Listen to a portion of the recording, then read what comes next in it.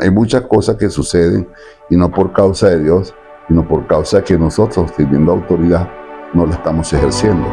Estamos en un ambiente tóxico y contaminante, y a pesar de que hemos determinado vivir una vida del agrado de Dios, hay cosas que solamente nosotros hacemos es hacer uso de la autoridad. Te clamaré en el desierto, mi ser se rinde a ti completo, tu voz me guía de noche y día, tu luz. La oración es una aventura maravillosa y es lo que realmente hacemos para la gloria del Señor, pero la intención es que día a día tengamos una experiencia nueva, una experiencia fresca.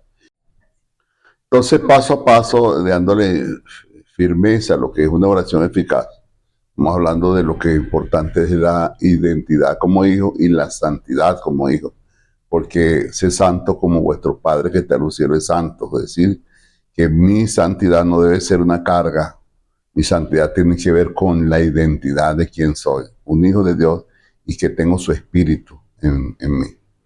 El otro aspecto importante, o sea, de la entrada a esa parte como con la paternidad, es lo que es la intimidad. Esto me lleva a lo que llama la intimidad.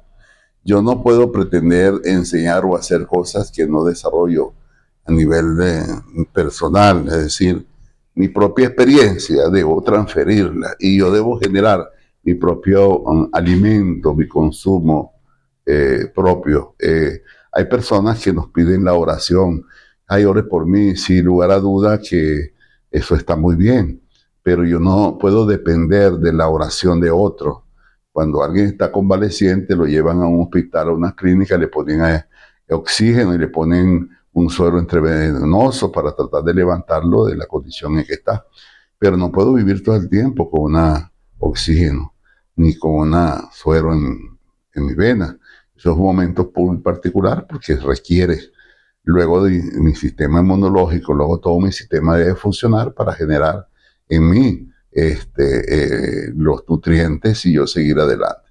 Entonces no está de más que uno pueda pedir la oración en un momento oportuno, indicado, y situaciones muy particulares, pero yo no puedo estar dependiendo de la oración de los demás. Yo debo generar mi propia relación con Dios, mi intimidad, mis nutrientes, mi polivitamínico espiritual para tratar de sostenerme en pie como debe ser. Una de las cosas que hablamos de la oración, ¿no? Entonces tal vez me adelanto al desarrollo de la reflexión, es que nosotros no somos de este mundo. Jesús dijo, guárdalos del mundo porque ellos no son del mundo. ¿Okay? Vivimos en el mundo, pero este no es nuestro mundo. La palabra nos habla de mundo de tres maneras. El mundo como el globo terráqueo, mide la tierra, la plenitud y todo lo que en ella habita. Nos habla del mundo también como la suma total de los habitantes de la tierra. De tal manera amó Dios al mundo. Y nos habla del mundo también como un sistema diabólico, donde opera el maligno y obra Satanás. Entonces dice, vosotros es que se hace amigo del mundo, se hace amigo de Dios. Entonces está hablando de un sistema donde opera el maligno. ¿Okay? Entonces, cuando estamos hablando de ese mundo, estamos hablando de que no somos del mundo, no pertenecemos a ese sistema. Y podemos ilustrarlo de esta manera. Un astronauta está en el espacio sideral, no está en su ambiente, no está en su mundo, necesita un traje espacial y necesita unas bombonas de oxígeno porque está fuera de su ambiente. Igualmente lo que llamamos un buzo, un hombre rana, va a introducir en el mar a las profundidades, requiere de un traje especial y de una bombona de oxígeno. ¿Por qué? Porque está entrando en un ambiente que no es su ambiente, en un lugar que no es su naturaleza, y entonces requiere de esto el implemento. Pues nosotros no estamos en el mundo, pero no somos del mundo. Entonces nosotros necesitamos también un oxígeno, bombonas de oxígeno que nos permiten caminar dentro de este mundo, ¿ok? Y esa es la oración. La oración es el oxígeno del reino. La oración es el oxígeno donde nosotros respiramos. Por tanto, alguien que no ora tiene problemas de respiración, tiene dificultades y está atentando contra su propia vida. En cierta forma, nuestras vidas, en cierta forma, dependen de nuestra relación con Dios. Es donde queremos enfatizar lo que es la intimidad, la palabra íntima. Reitero que para tener intimidad tengo que tener un concepto claro de mi Padre Celestial y por supuesto saber que sin santidad nadie verá a Dios. Entonces es fundamental para entrar en intimidad mi identidad y mi santidad.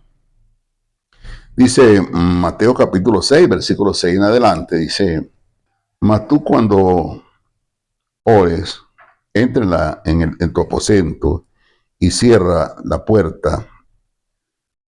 Ora a tu Padre que está en secreto, ora a tu Padre que está en secreto, y tu Padre en que ve en lo secreto le recompensará en público. Esta oración es la oración íntima del secreto con Dios, es una experiencia íntima. Ahí en esa oración es donde nosotros, yo diría que morimos a nuestro ego, a nuestro yo. La intimidad es el proceso donde realmente nos rendimos a Él, al Señor, abandonando nuestra propia voluntad, renunciando a nuestro ego, al egoísmo, para dejar que Dios tome el lugar que le corresponde. Es donde descubrimos nuestro corazón y estamos atentos a escuchar su voz. Es el tiempo donde nos fortalecemos de las acechanzas del enemigo. De acuerdo a Efesios 6:12, porque no tenemos lucha contra sangre y carne, sino contra principados y potestades. Dice, fortaleceos en el Señor, sabiendo que no son nuestra propia fuerza, sino la fuerza que el Señor así nos da de por su Espíritu Santo. La intimidad es algo que hay que desarrollar. Cuando he abordado o abordamos a un avión, siempre la azafate, la aeromoza, nos da el instructivo que corresponde a las leyes de aeronáutica y es donde nos explican cómo sale el salvavidas, dónde está ubicado el salvavidas, las puertas de emergencia, con salir si hay un amarraje. Nos hablan de las caretas de respiración, si hay justamente una descompresión. Todo eso nos habla a nosotros, pero hay una instrucción específica que nos dice, si usted tiene a alguien a su cargo, por favor, colóquese usted primero todo este atuendo, todas estas cosas. Si tiene niños o alguna persona a su cargo, póngase usted ese atuendo. Esas para poder atender a los demás. ¿Qué quiero decirte con esto? Que primeramente nosotros tenemos que fortalecernos en el Señor. Fortalecer al Señor y en el poder de su fuerza. ¿Sí? Y el apóstol Pablo habla en su despedida a Mileto en el capítulo 20 del libro de los Hechos, versículo 19 en adelante, dice, velad por vosotros y por el rebaño que el Espíritu Santo les ha confiado. Esto quiere decir que nosotros tenemos que equiparnos, fortalecernos, porque tenemos a cargo nuestro hogar, a cargo nuestra familia, nuestros hijos. ¿Ok?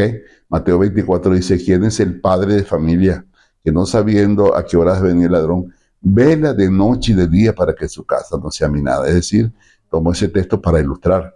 Nosotros tenemos que primeramente proveer para nosotros, sustentarnos nosotros, y luego proveer para nuestra casa, para nuestra familia, para nuestra esposa y nuestros hijos.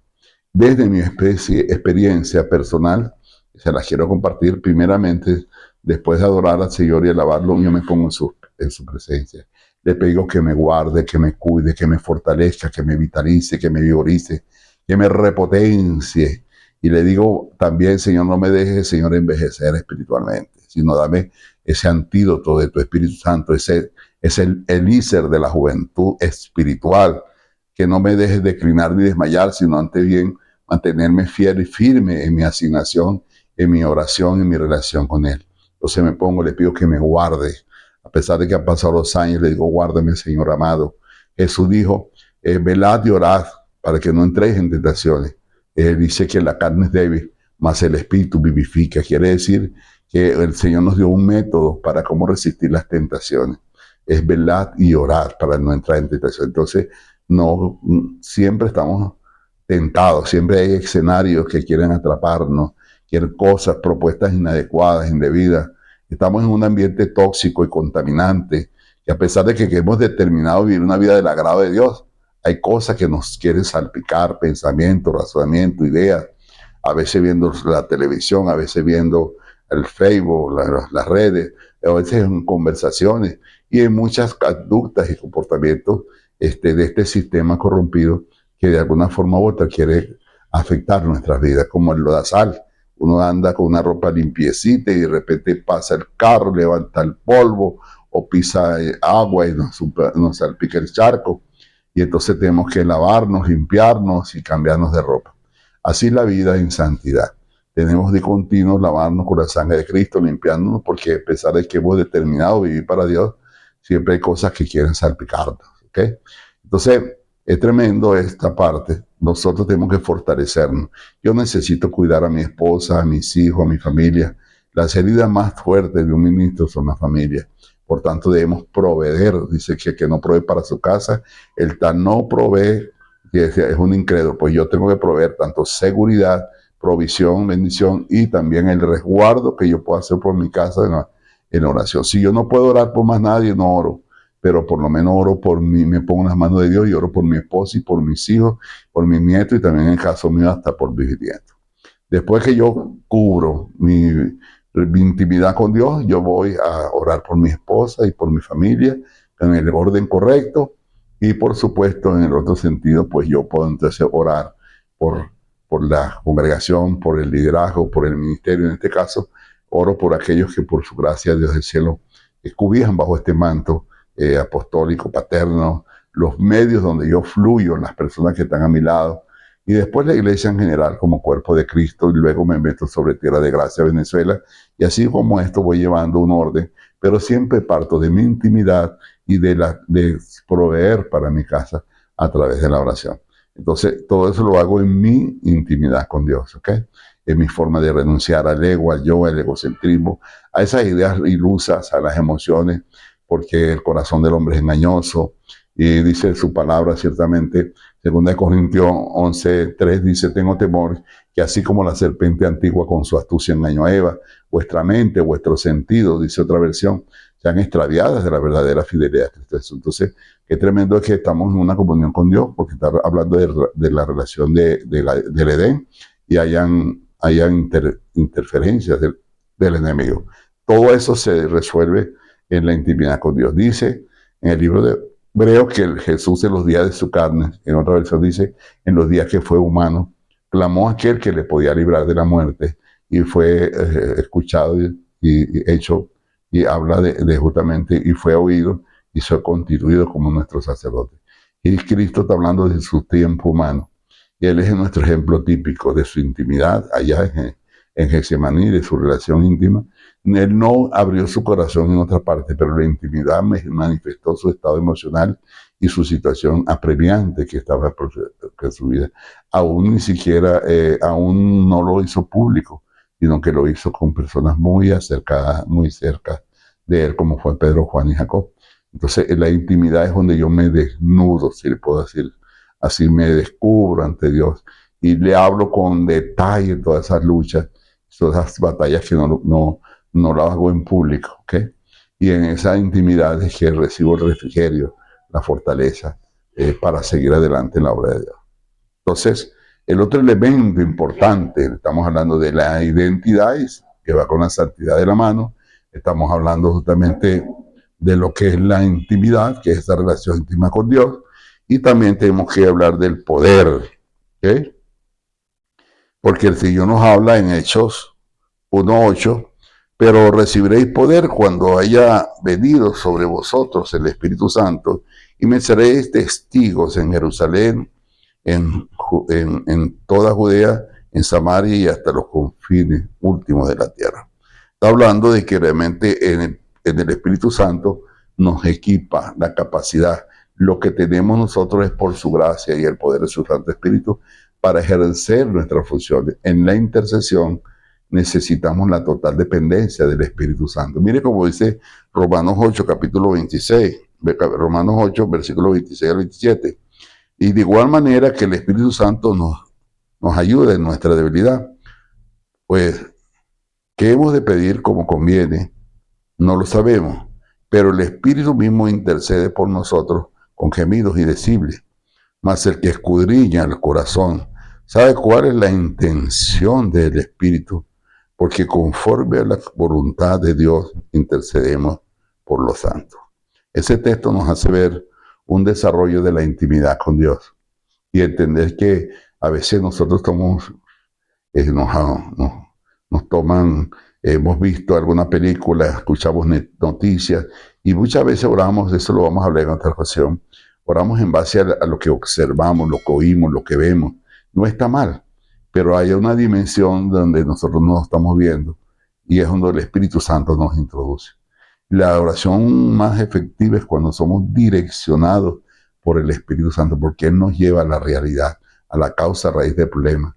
Y a través de Él gemimos, lloramos, intercedemos de una forma tremenda. Por tanto, es importante que en esa oración tengamos una total dependencia, digamos, que el Espíritu Santo nos direccione, nos guíe, para realmente gemir e interceder con gemido indecible. Y Él nos va a conducir a experiencias extraordinarias que tal vez ni siquiera hemos conocido.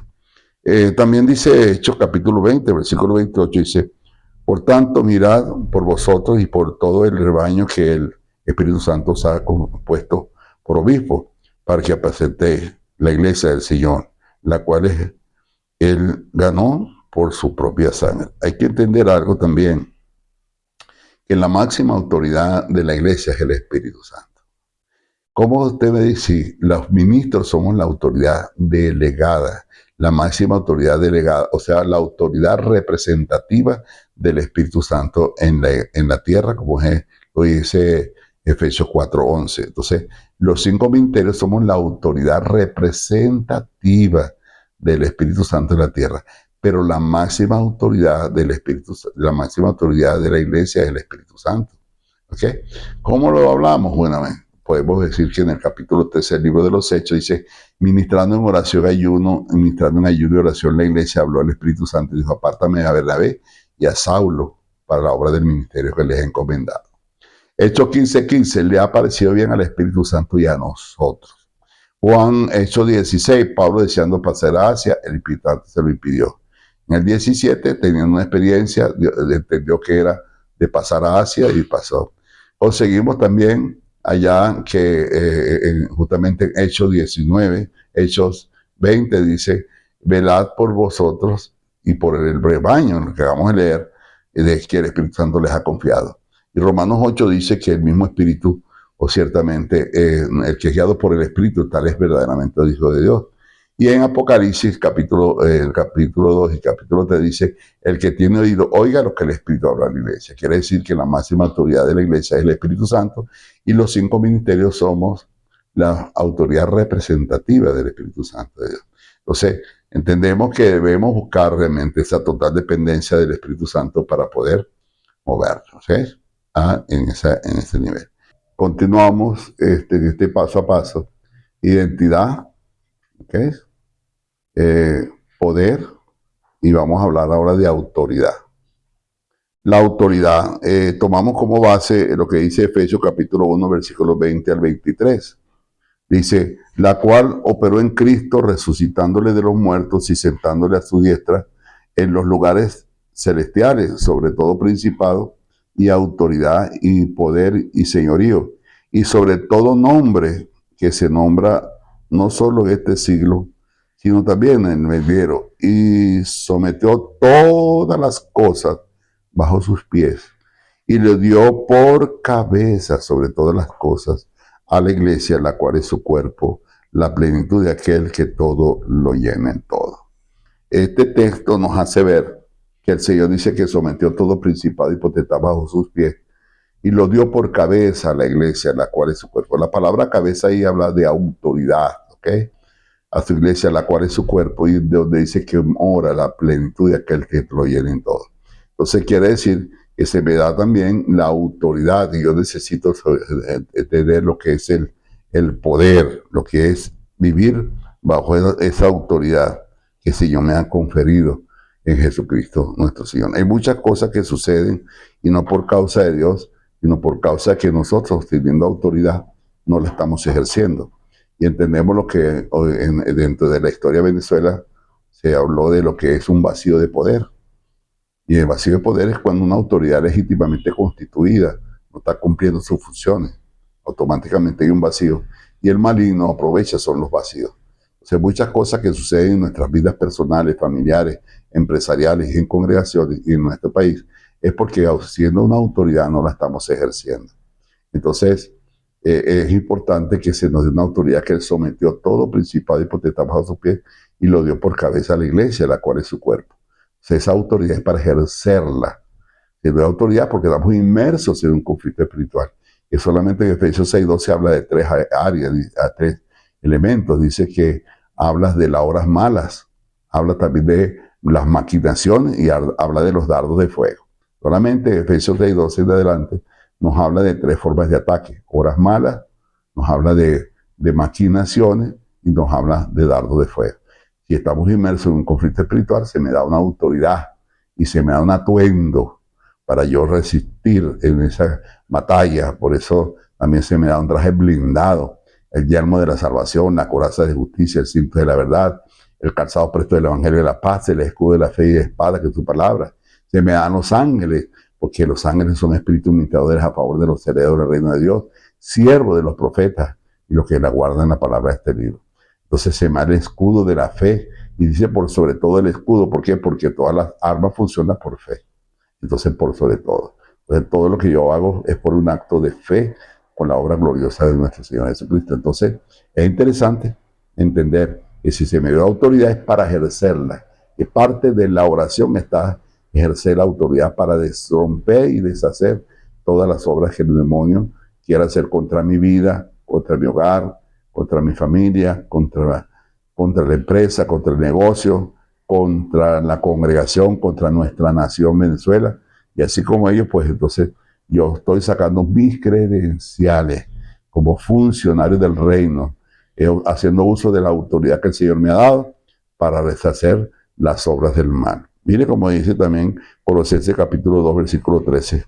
Dice: y a vosotros que estando muertos en pecado y en la circuncisión de vuestra carne, os dio vida juntamente con Él, perdonando todos los pecados y anulándose el acta de los decretos que habían contra nosotros, que nos eran contrarias, quitándolas de en medio y clavándolas en la cruz, y despojando a los principados y a las potestades, los exhibió públicamente triunfantes en la cruz.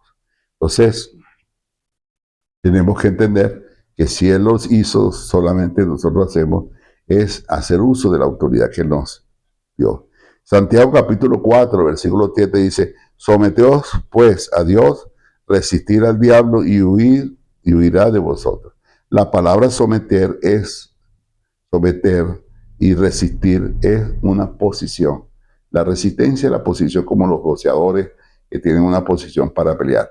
Tu posición de que tú eres un hijo de Dios, redimido por la sangre del Cordero, tienes el Espíritu Santo y tienes autoridad para deshacer las obras del mal. Cuando tú tienes una identidad, cuando tú tienes realmente esa santidad, cuando tú tienes esa autoridad, Él huirá de ti, como lo dice Santiago capítulo 4. Entonces, Él huirá de vosotros. ¿Okay? Y tenemos, por supuesto, la Efesios 6:14 al 17, que son las armaduras del soldado. ¿Okay? Entonces, la autoridad es el derecho legal para desatar el poder. ¿Okay? Es el permiso, licencia, es el dominio, es el control. El control, el poder de mandar y hacerse obedecer, ejercer la magistratura del autor. La autoridad que Dios te da es para deshacer las obras del mal. La autoridad tiene ciertas características. La autoridad es natural. Todo el universo se rige por autoridades. También entendemos el título que no te da autoridad. Un título no te da la autoridad. Lo que da autoridad es estar bajo la autoridad. O sea, yo ejerzo autoridad porque vivo bajo la autoridad suprema del rey y vivo bajo la autoridad también del ministro y de la congregación que me reúno o que me da cobertura. La autoridad fluye de arriba hacia abajo, no de abajo hacia arriba. Es decir, que yo para ejercer autoridad tengo que vivir bajo autoridad. Y la máxima autoridad es el Señor. Y la autoridad viene de autor. El autor es Dios. La autoridad valida las decisiones, ¿ok? La autoridad regula el poder y el peligro del poder es regulado por la autoridad. Entonces, todos son elementos que nos permiten de alguna manera ejercer ese gobierno, esa autoridad. La autoridad es para deshacer toda obra del enemigo. Bajo la gracia del Señor, todo lo que nosotros hacemos es en ejercicio de esa autoridad. Y el Señor dijo, todo lo que atares en esta tierra será atado en el cielo. Y todo lo que desatares en la tierra será atado en el cielo. Esto es lo que nosotros llamamos legislación. Ese es otro tema que lo hablaremos otro día. ¿Por qué razón? Porque la palabra legislación es una palabra que ejerce autoridad. La palabra atar es declarar ilegal e improcedente. Y la palabra desatar es declarar legal y procedente. Ahora, como Él nos dio la autoridad, Él dice, todo lo que atares en la tierra, yo lo ataré en el cielo. Hablándonos, pues, por supuesto, de la autoridad que nos ha dado como iglesia para desatar. Entonces, cuando hay algo ilegal, es improcedente, no proviene de Dios, yo tengo que romperlo, deshacerlo, desintegrarlo en el nombre poderoso de Jesús. Pero todo aquello que proviene de Dios, tengo que reafirmarlo y bendecirlo en el nombre poderoso de Jesús. Revocar, cancelar, romper, destruir y deshacer todo plan del enemigo.